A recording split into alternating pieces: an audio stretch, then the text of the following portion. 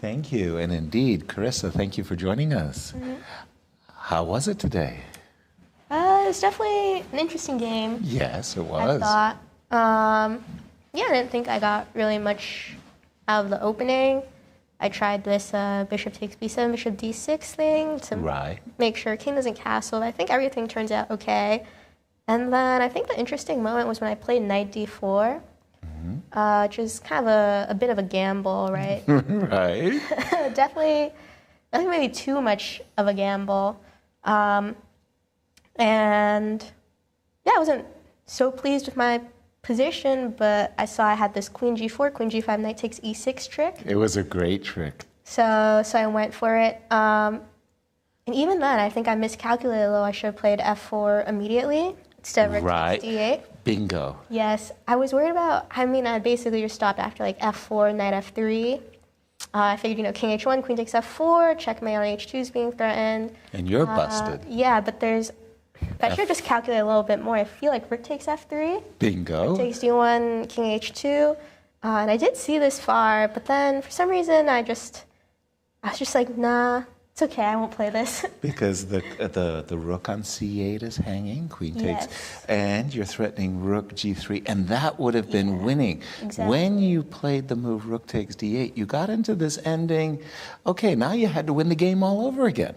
Yes. And then what was your feelings as you got into this rook ending?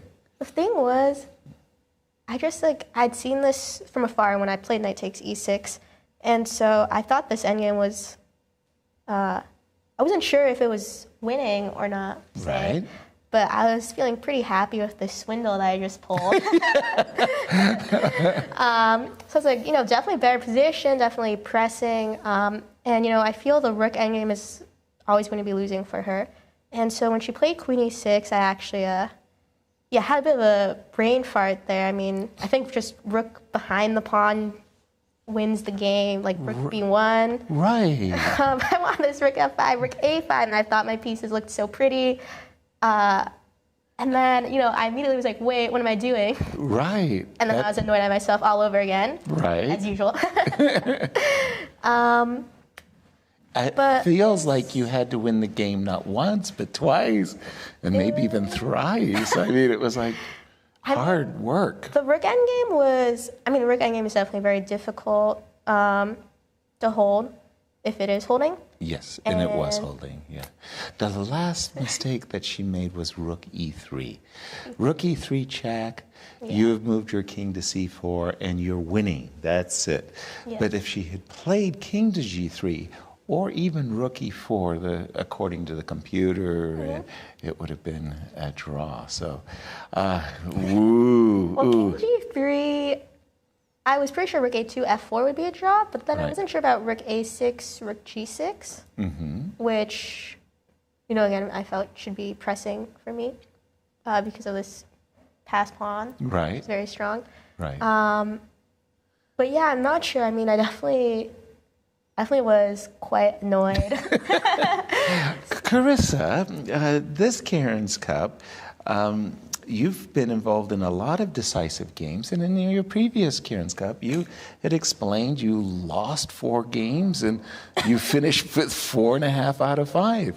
What's going on with you at this Cairns Cup? Lots and lots of decisive games. What's happening with you? I think everyone is just kind of playing a little bit shakily. Okay. There are lots of chances. Right. There are lots of mistakes. At least in my games. And I feel like it's kind of a question of whoever gets the last mistake in. Yeah. It oftentimes comes to that. Tomorrow's a free day. What you gonna do? What am I going to do? Maybe hang out with some friends in St. Louis. Yeah, you're going to do the Kasparov chess camp? I know Alice is going to show up for that.